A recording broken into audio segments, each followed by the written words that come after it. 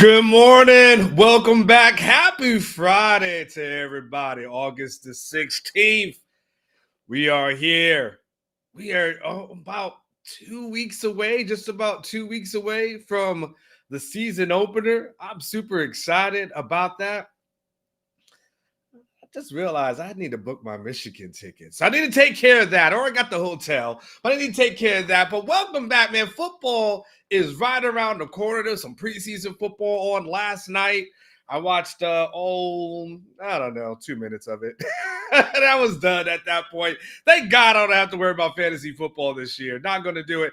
But, man, I am super excited to talk to you guys, to be here on a Friday. We have so much to discuss, obviously, as we head into an important weekend. So go ahead and settle in. I got a lot of stuff to talk with you guys about, some things to go with you guys over with you guys. So we'll talk a little bit about the scrimmage. I'm not really going to talk recruiting. It's kind of depressing.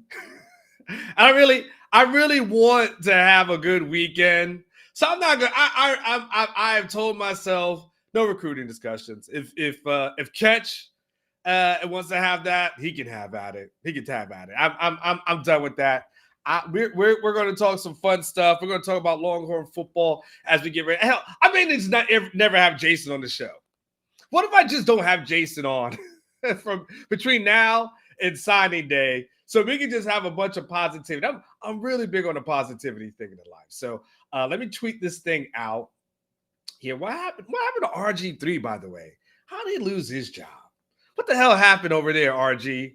RG, you want to do a show? You can do one with me. I know you got nothing but time at this point.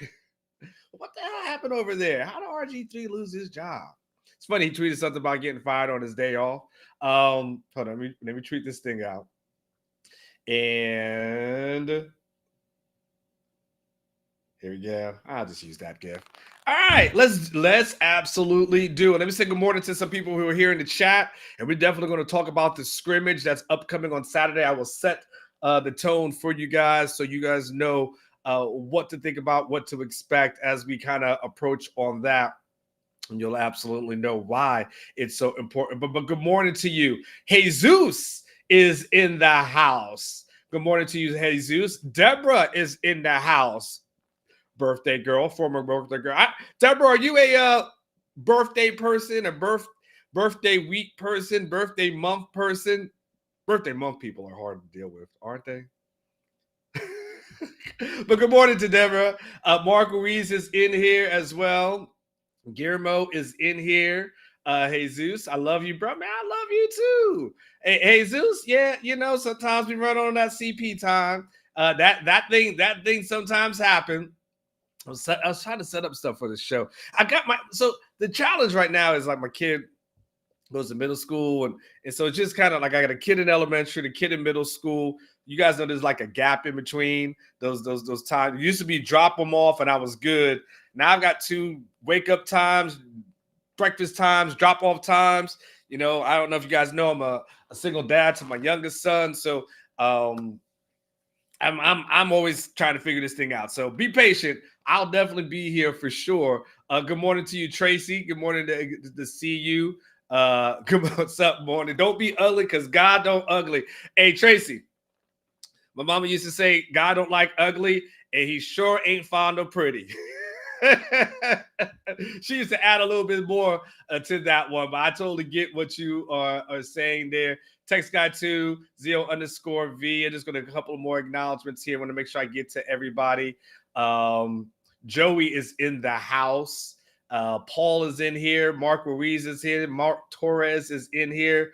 I think Mark Ruiz. There was somebody else that's here. Yes, Jesus, you did make it in for the roll call. I think that was it. I felt like I missed someone, but maybe I didn't. Alice is in here as well. If I did miss you, I apologize. Shout out in the text. But shout out to you, Alex Salazar. This Saturday, let me set it up for y'all. And Money B's in the building. Money B is in the building. Ain't no party like a Money B party because a Money B party don't stop. And good morning to you, Jay Bevo Horn. So let me set it up to you. So for you guys. So as relates to this upcoming weekend, there's going to be a scrimmage. Okay. Now, this is obviously there'll be one more after this, but let's explain why the scrimmage is important. Because this is obviously with this being the second scrimmage, this literally y'all will be the final scrimmage. And Catherine's in the house. Good morning to you, Catherine. And which means Sandman should be pretty close, right? Was it a Sandman that was shooting the shot? I mean, Sandman shouldn't be too far behind. But good morning to you guys as well. This is the final scrimmage, though, that before they set the depth chart. After this, they'll have another scrimmage, but everything's going to be finalized after this week, right? So this is really the last chance for most folks if they want to move up or down the depth chart. Of course, everybody's trying to move up.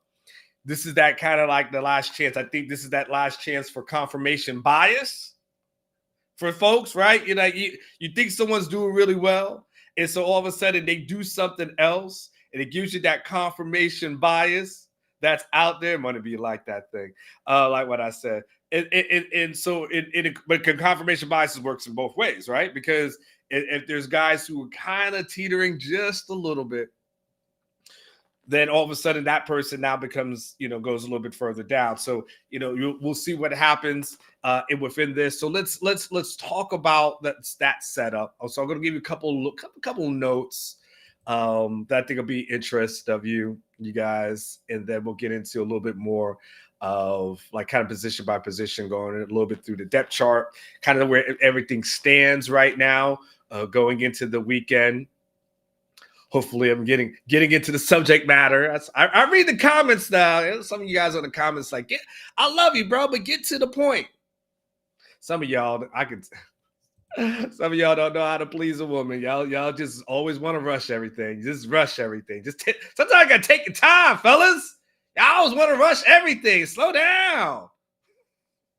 Anyway, so far, from what I've been able to gather, there seems to be a good satisfaction as relates to how the preseason has been going. And then just so you know, after we get out of this week, so guys kind of have a setup starting next week.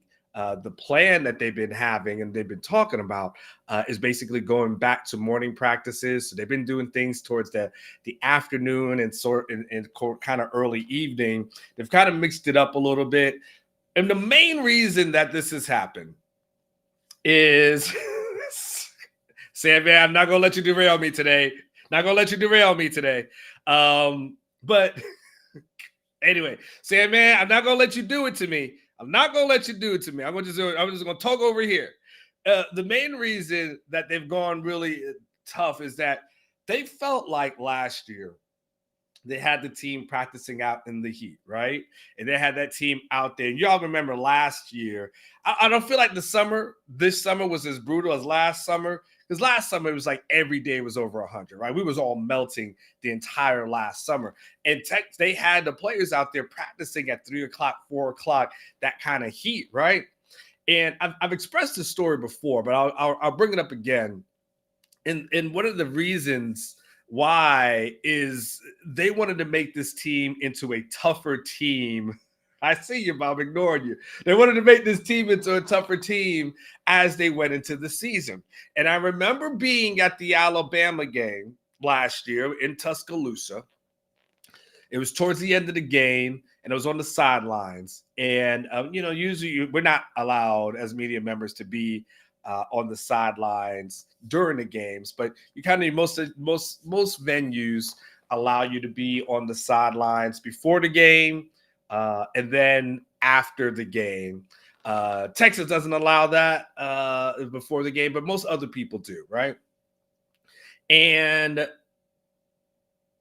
I remember someone pulling me to the side when I was there from the UT side and said to me, "This is why we practiced out in the heat."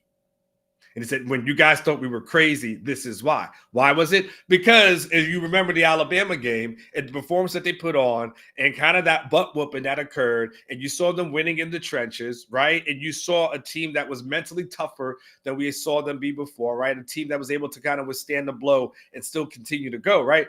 At that point, they realized like that, they pointed to the summer as that's what made us into that tough, badass team that was able to get as far as they did last year. So they've actually turned it up a little bit of a notch this offseason because they're like, this is what we got to do. So that's why you see more, see the afternoon practice, early evening practices. They've literally been like, when's it going to be hot? Because when it's going to be hot, that, when you battle through, and I can tell you when I've been out there, I remember last year going out to the practices, and I mean, guys were just they were not holding down their lunch. Like it was bad when they were not holding down their lunch. They used to have, and they still have, and there's a policy that state, but when you throw up, you cannot put your hands down on your knees. You cannot shake it for Drake. You cannot shake it for me. No, they're like, you cannot put hands on your knees. Because they're like, that's a sign of weakness, right? They said you cannot do that, right?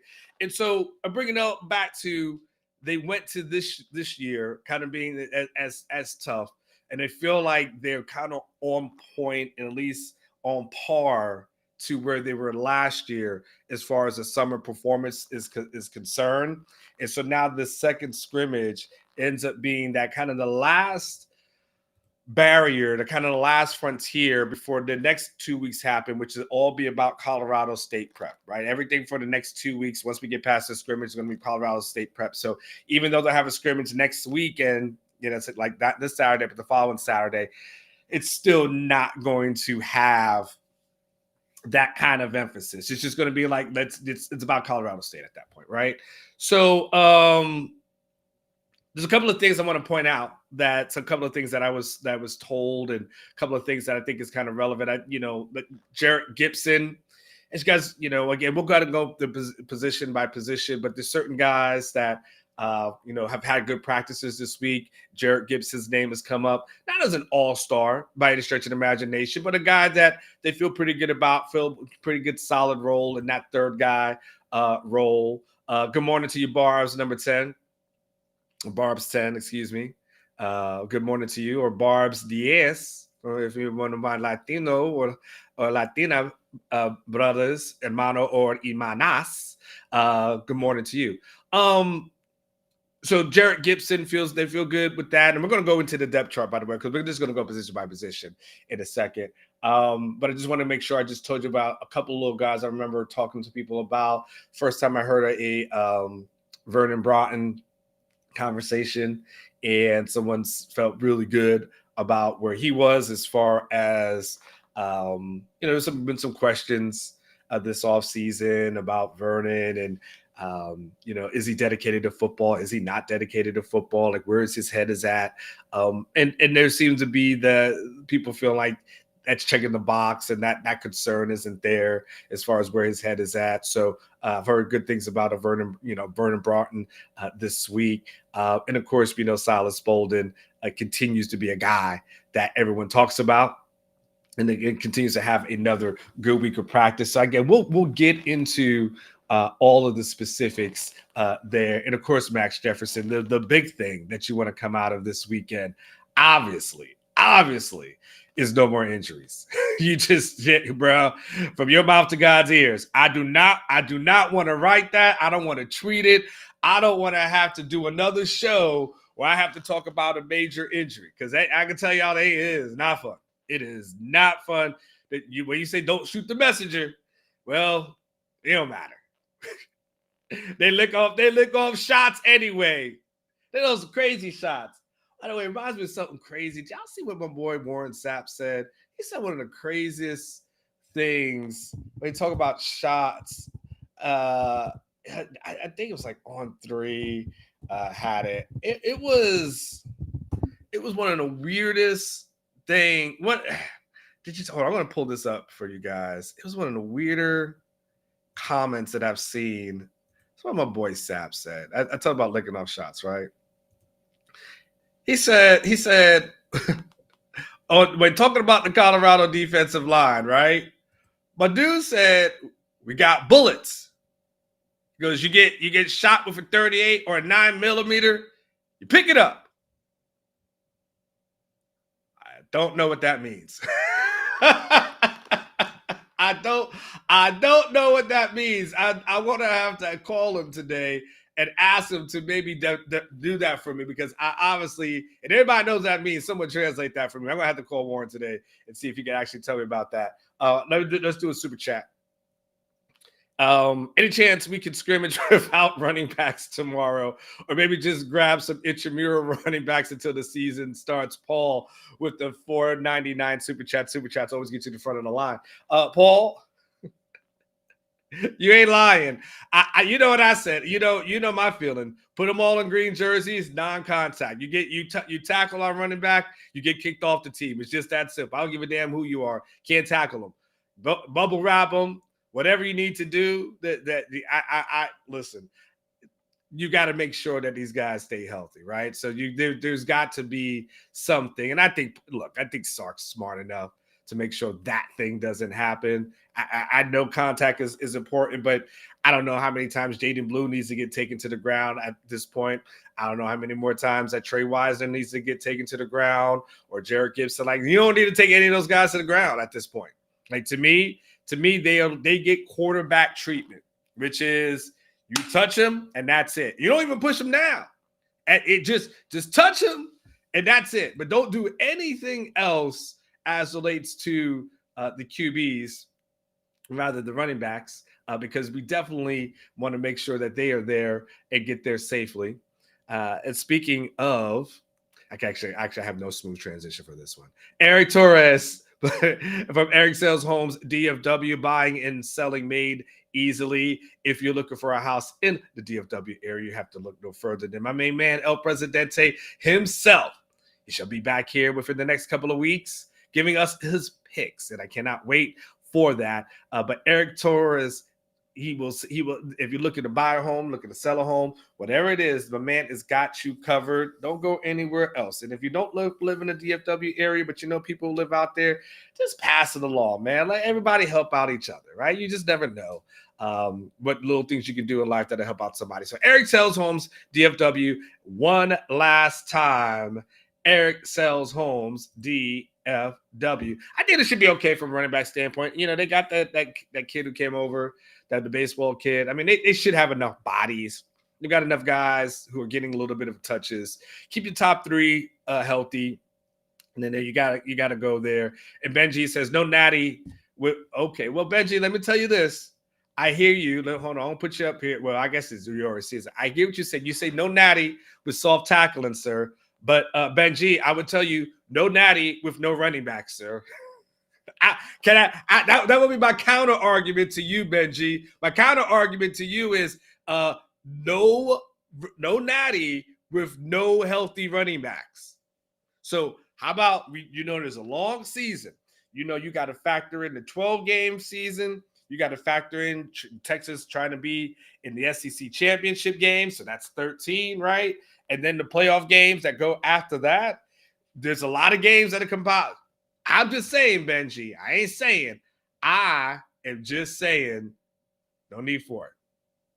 And yes, Captain, you'd be surprised if someone from the CSU team doesn't pass out on game day. It was 120 plus. I'm surprised y'all don't pass out in the stadium. Quite honest with you. Man, let me tell you. I remember the LSU game from a couple of years ago that was here, and I was suited up. I was talking about I was looking smooth from head to toe. I'm talking about had it going on. Man, I don't know if I've ever sweated through a suit, but I was drenched. Like my jacket was drenched. Like, and I'm suited. Now you guys are doing that, but you're packed in the stadium. You elbow to elbow with everybody. It's hot. God bless y'all who do that. God bless you who do that. Because That I can tell you what I'm built for, and that ain't it. So let's kind of go through this. And look, I think it's easy. And what I'll do is I'll just go ahead and put each position up. Let me see if I can put the offensive depth chart up here. I wish there was a way to do it both, and I wish there was a way to do both so I can see that and the chat. But looks like that's going to cover the chat for a little bit, y'all. So just bear with me. So we can kind of go through this. I'm going to take my time. So this depth chart, by the way, is an Alex Dunlap production. Shout out to Alex for putting this thing together. And so for those who you can't see it, don't worry about it. If you're in the car, I'll make sure don't look at your screen. Please don't look at your screen. Get to you where you need to be safely. And I'll make sure I kind of go through everything where we're at. And this is where the offensive depth chart is. It's so funny because I use it while we started my depth charts off with quarterbacks because that's usually the most important part. But Alex, because he loves offensive line so much, will always start it off with the offensive line. Like, so this is weird. It's weird because usually that comes last. Usually goes quarterback, running back, tight end, wide receivers, and then offensive line. But Alex does it the other way because he loves offensive linemen. That's Alex's love. So we'll go there. We'll start there. No matter what happens in this scrimmage right now, you're not going to really see a change in the offensive line.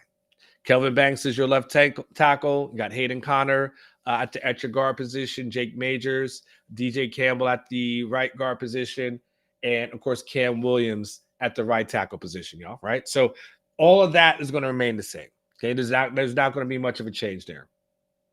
And then you're going to go obviously into the second string stuff. Trevor Gooseby is firmly entrenched as the backup left tackle, so there's nothing really to worry about there. I think your Neto at the left guard is solid, and I think Connor Robinson at the center position is there as well.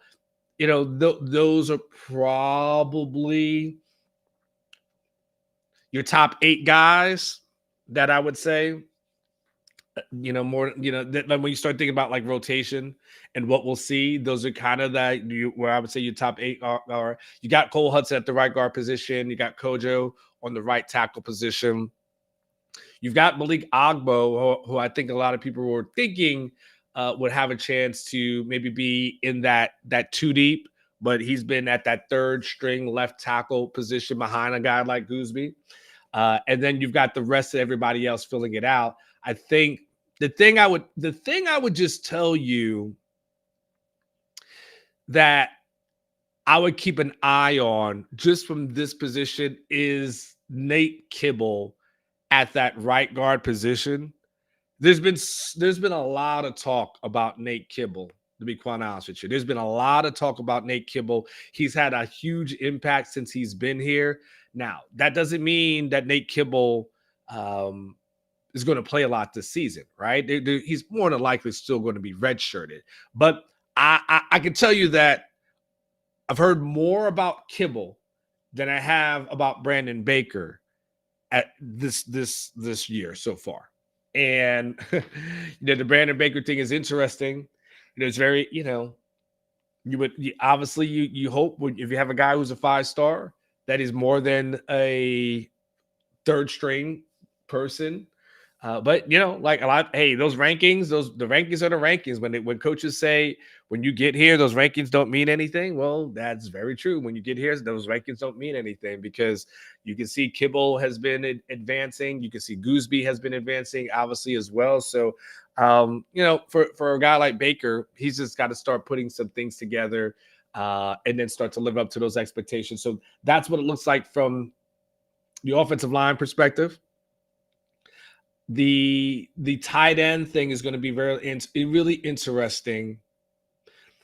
Obviously, Nyblack has been making a push over the last couple of weeks.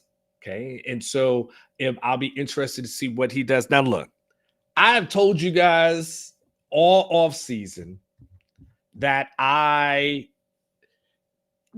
I thought that Gunnar Hill was going to be the opening day starter. Like that's what I've said, and that's what I've maintained, and that's what I still believe. I don't see that changing. I think what's going to be interesting is going to be between Juan Davis and Nye Black. Can Nye Black put together scrimmage good enough to solidify himself in that number 2 position? Like Nye Black's the guy who's been knocking on the door lately. And so, and again, as much as they like Juan Davis, of course, Juan Davis is getting a couple of reps, obviously, as a running back, a very tall running back, by the way, a very tall running back, a 6'4", 200 and what is he? What is Juan Davis at? 235 running back. But anyway, that's the thing I would keep. We'll keep an eye on. I was like, that's the thing you need to keep an eye on. Well, that's the thing where you need to hear some things about. And then, of course, to Jordan Washington, he's been a guy that they talk about as a future star. Makes it really interesting, though, for a guy like Spencer Shannon and Will Randall. Like, this becomes kind of big for them, I think, because if not, then, these are guys who are just they're on the outside looking in going forward. I mean, and it's going to be really hard for them. And maybe next year ends up being their year. But in any case, they're just keep an eye on that. Obviously, when we look at the receiver standpoint, we're looking at the X, the slot, the Z, right? So you've got Isaiah Bond that's there. You've got DeAndre Moore, Catherine, who's there. And, of course, you got Jonte Cook, right? And so, again, that the only potential, you about DeAndre Moore, but DeAndre Moore has been in the starting rotation. So I think DeAndre Moore may have already solidified himself as that starting slot receiver. I think your top 5, honestly, I think it's Bond, Moore, Cook, Wingo, and Bolden. Now, that being said, I'm just telling y'all this. Have heard good things about Matthew Golden this week in practice. Matthew Golden has done very well. And so now all of a sudden he's a guy that I won't totally sleep on. So I would definitely be looking at Golden going into it this weekend and see what he has to offer. But that's it. That's it. Everybody else is at this point special teams contributor to just having another year in the oven to cook, or waiting and knock on wood, for an unfortunate opportunity, or at the very least being able to get some playing time in 3 out of the first 4 games, which, as our guys keep continuing to like just about every day outside of the Michigan game, everybody should be able to play a lot in 3 out of those first 4. Okay.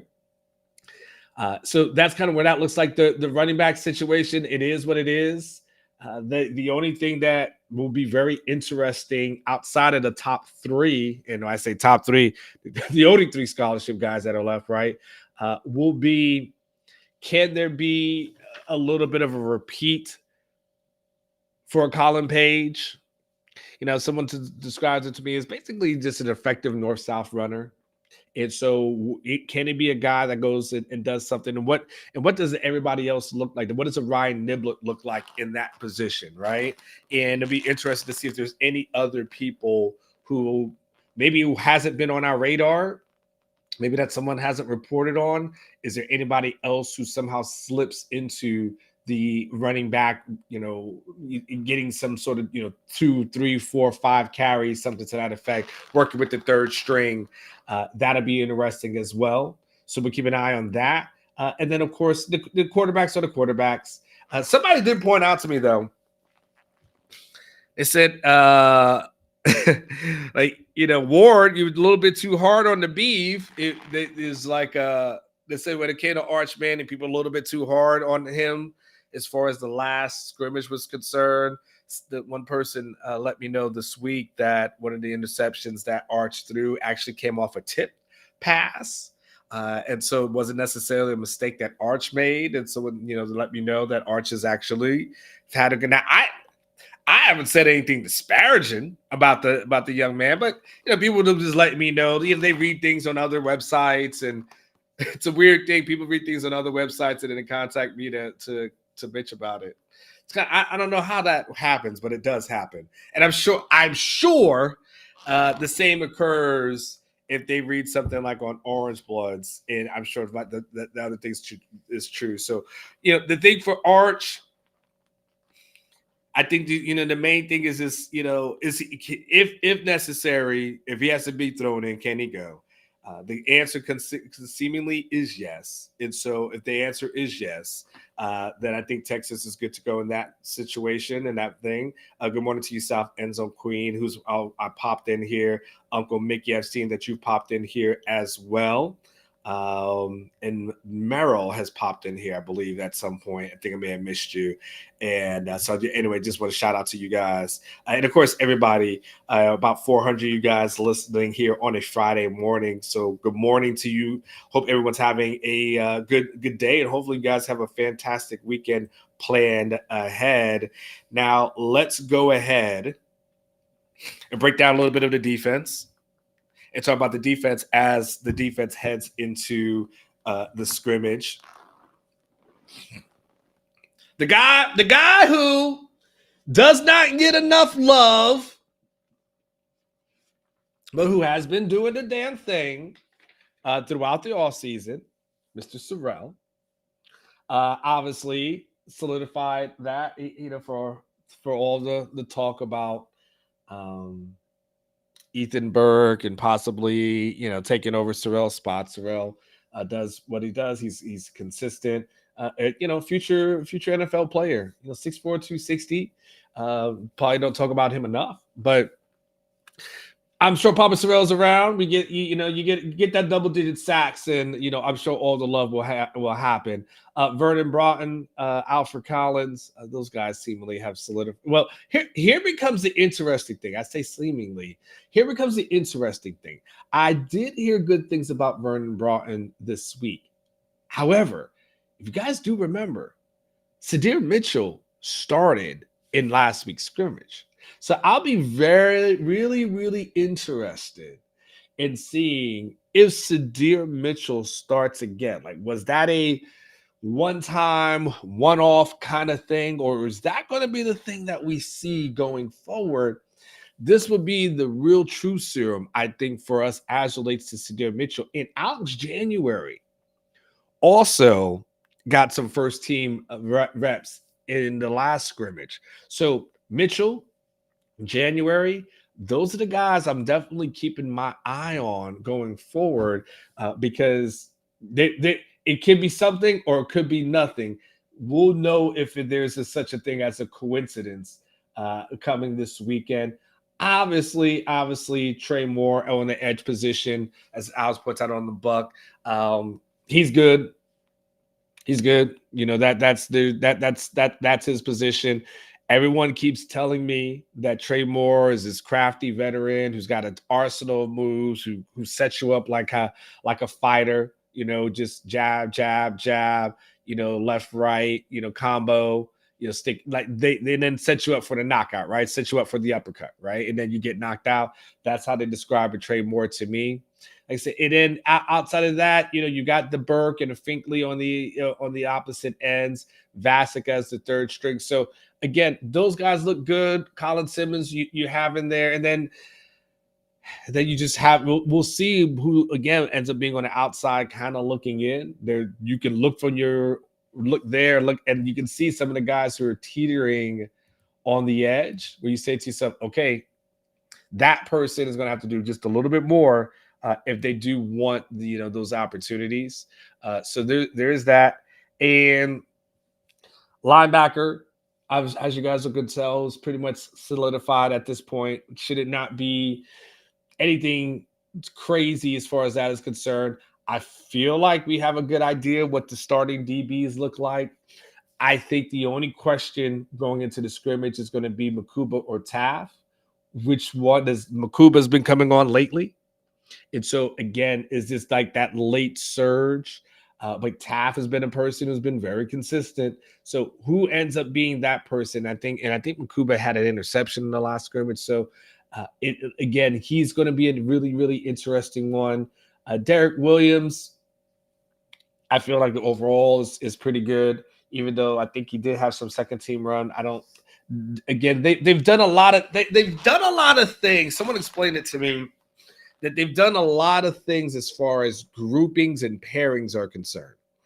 And so it's almost like, as is explained to me, it's almost like just about everybody who's probably first or second team, sometimes maybe third team, are in a pairing where on this particular play call, they are quote unquote first teamers, right? And then once you get out of that particular play call, then maybe they're back to being second string or third string, right? So a lot of people are getting first team run. And so because of the groupings and because of the pairings, it's really kind of hard to determine who indeed, like, is it like a Sadir Mitchell? Was that a specific play call, a specific pairings that had him in this particular thing or not, right? And sometimes you guys see that, right? We see that during the season, right? You'll see a person somehow in with the first team. You're like, oh snap, this person's working with the first team. You know, they're getting reps with the first team. So I think you'll see it's things to that effect. And so again, we'll see after this weekend, is it still pairings or have they basically paired that entire situation down? But that's kind of basically how the defense looked. Special teams is kind of set at that point as well. And so that's where we are there. Let me catch up on the chat, make sure I didn't miss anything or miss any super chats or anything to that effect. What does he say? Sadir Mitchell isn't even on NCAA. Hey man, DC, I don't make the game. I am going to practice it though. I told you I played against my son the other week. I bought them all new PlayStation because I just figured it'd be kind of a cool thing that for them to have. I finally was like, all right, you guys can come over with your iPads. I get you this thing. And I played my son. I played him. I was Texas and he was Michigan. And I beat him like 70 to like 10. I was killing. I don't even know if honestly, I don't even know if I was doing everything correct, right? I just understood like, oh, I could pass the ball, right? And Matthew Golden was a killer for me. So was Isaiah Bond. Like those two were just open all the time. And then he came back and played Oregon, and I was Texas. No, I don't know. I became Florida State because I was like, well, I'll just do Florida State. I said, and you can beat Oregon. And I was like, oh, it'll be a close game. No, he beat the hell out of me because he had started practicing. So I got to practice as well and make sure that I can get on my P's and Q's. So we'll definitely we'll see what happens as relates to Sadir Mitchell. Okay, let's do a couple. Pizza is lame for a tailgate. Yeah, you know that's probably true. I think pizza is kind of lame for pizza is good for a kid's party. Pizza's kind of lame for a tailgate. Yes, I'd have to agree to that. You guys there in the comments are there. All right, so I think for the most part, I'm just gonna show you a couple of. Let me make sure that hold on. I'll go through my notes before I show you a couple of things that stood out to me on social media this week before we get out of here. Again, I think I'm going to let Catch talk to you about this, and he'll break it down to you. Some of the things we had in our war room that I really want you guys to subscribe to. We had several hundred people sign up for the last promo. I'm sure we'll have another promotion before that, and so just make sure, just be on the lookout for that because I think you guys will really enjoy it. All I'm going to tell you. And I'm not the recruiting. I don't do recruiting. I'm just as mad as you guys. I would just tell you that Catches one of the things he talked about is that there's some optimism about Jonah Williams and Nikolai Brooks, and then there's a lot of optimism about that. A lot of optimism about Jamie French and a couple of unknowns as far as Michael Terry is concerned. And everybody seems to think that for Susie, that thing's just not going to happen. And I ain't gonna talk too much recruiting because I want to have a good Friday because it makes me mad. I hate having Jason on. I'm so mad. Let me tell you, let this thing not go the way that it's supposed to go, and you will see the most disgruntled. I will speak for you. Trust me, I will speak for you. You don't have to worry about anything like that. I will absolutely speak for you. Okay, so I want to show you guys a couple of things on social media that I saw, and then we're going to get out of here. We're going to show you a couple little things, and then we are going to get out of here. Hold on, I want to make sure none of my private messages pop up. Okay, so check this thing out. Check this thing out. I want to know who snitched. Okay, it says an Illinois school worker has been sentenced to 9 years in prison for stealing $1.5 million worth of chicken wings over the years. I want to know, how is this possible?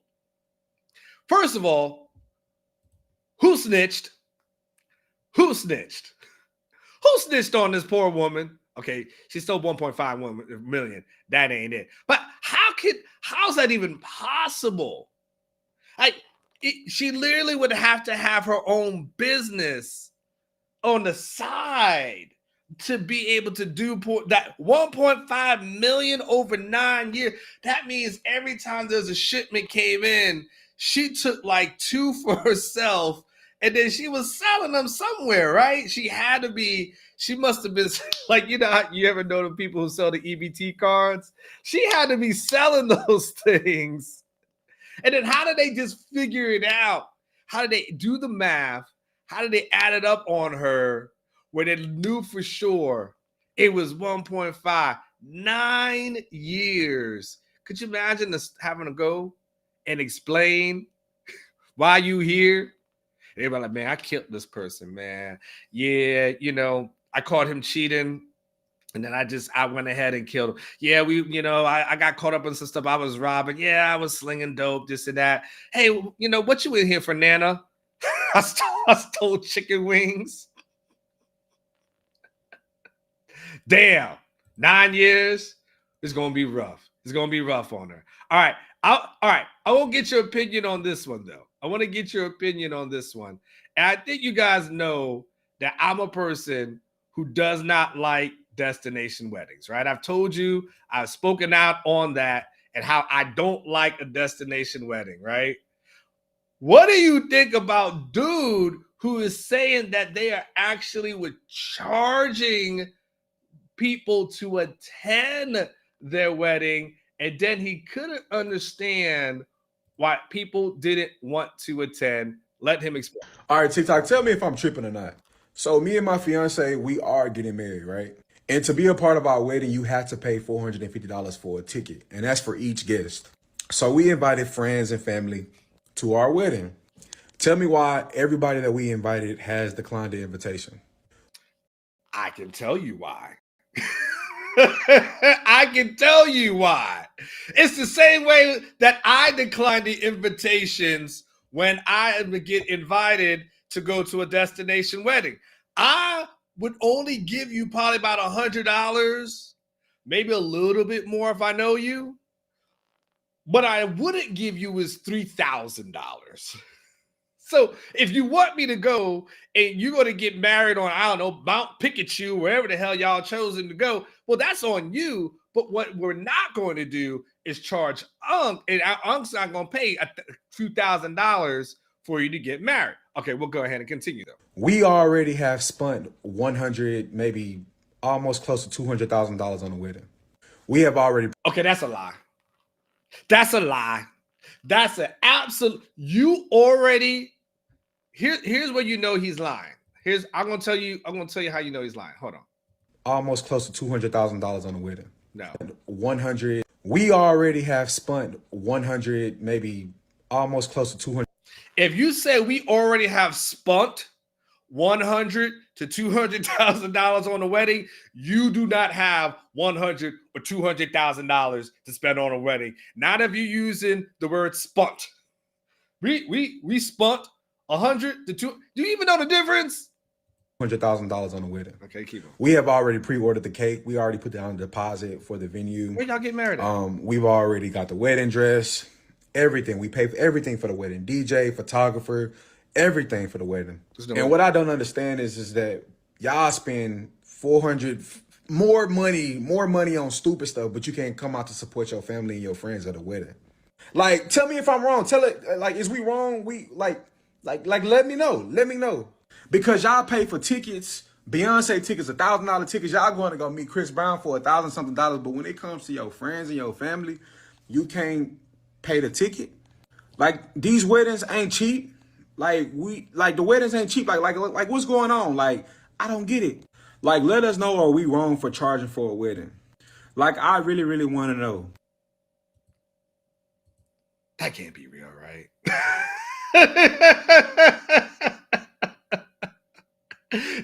If there ever was a person who's trying to come up, that's a come up, dog. That is an absolutely that's a come up, because there's no way.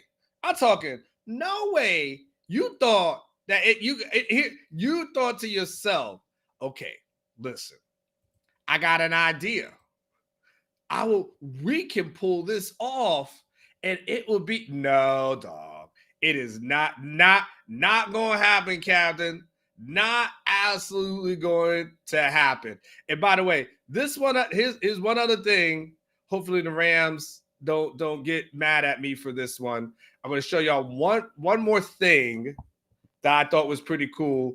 Hopefully I don't have to take it out, but this is for Rodolfo.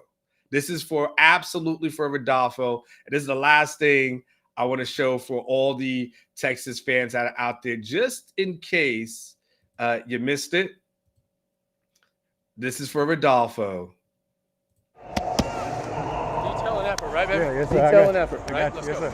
They went in the house. This is my dreams. Do not wake me up. Come on, man. That's all we. What? I'm too strong. You can catch Whittington. Breaks a tackle 30. Out the right side, numbers 20. Cuts inside at the 10. It's first and goal, Jordan Whittington. I'm really living like that, man. He said, I'm really living like that, man. Hey, let's go finish it, though. It's supposed to be double move. It was this cloud drop. I love it. Just kind of ran by him. What'd you do? He just went, so I slipped and stacked us out. Okay. Good, strong catch here. Appreciate it. I'm thinking, if I was getting this look, I'm Where are thinking you, I'm running Rodolfo? slant off of 1, 2, 3, right? You go 1, 2, 3, and that puts in the ground. Right now, right, if you just like this, I bet you if you ran slant, you'd catch this right here. You know what I mean? And you run through a tackle, it's a first down. You know what I mean? I was shuffling in while he was coming down. I got to go get him. Yeah, honestly, that's pretty good considering like how The fact that they chose to mic him up to get there, right? I ain't learned none of the NFL rules yet. I'm learning as I go. I ain't even know you couldn't show your skin. Pull my shit bag up. I can't afford it. Your parents part of your uniform. They can tell you. Bro, I know. They done took. I already lost some drugs already. That's what I'm saying. Like, Yeah, be smart about this. I got you. See, they out here. Everybody's telling me the rules. I'm learning as I go, man. I'm new here. It's my third day out here. Your name is on the NFL jersey. That shit ain't crazy, bro. I ain't never been no receiving room like this. Everybody close. Everybody truly care. That's kind of Bow! We gonna That's win kinda 13 to 12. depressing, 13 to I'm 12, happy we gonna for win. 'em. 13 to 12, Rams win. 13 to 12, watch. 13 to 12, we're finna win it. Rams down 12-6. Here's a snap. Stetson Bennett looking to throw to the end zone, bounces away from pressure, scrambling out the left side, flips his hips, fires. Caught! Miller Forrestal on the receiving end. I told you. Come on An now. extra point for the win. Kick, and LA will leave on top. Yes, sir! He's happy about a preseason win. What's The up? Devarion Overshown right there. Appreciate you, bro. Jordan Winter here. I just want to say this was an amazing experience. My first time on the field. My boy was battling out here. You know what I'm saying? But hey, this is great. I love this organization. Let's keep going. How cool was that? I thought that would be a great way for us to go into the weekend. But what an incredible success story from a young man who went from being injured and you never knew if he would actually ever get on the field to actually being able to get not only get drafted, gets mic'd up on for the Rams and high praise for him. So props to Jordan Whittington. That was awesome. Hopefully that put a smile on your face. Guys, go out and enjoy the weekend. Do something fantastic for each other. Love one another. Forgive who needs to be forgiven. Move on and enjoy your weekend. Hey, it's one of the last ones. Go out there, sweat it out. I might be poolside with a couple of drinks in there in my hand by the afternoon. But make sure you check out House Divided at noon. Football with Friends at 6 o'clock. And then starting next week, we're going to have the Prize Picks Prediction Show will be back. So you guys take care of yourself. Sonny Nelson, hope you had a good time in Houston. They asked me if I was going to be there. I said, hell no. Y'all can have Sonny, though. She'll be way more entertaining. Like what I always say,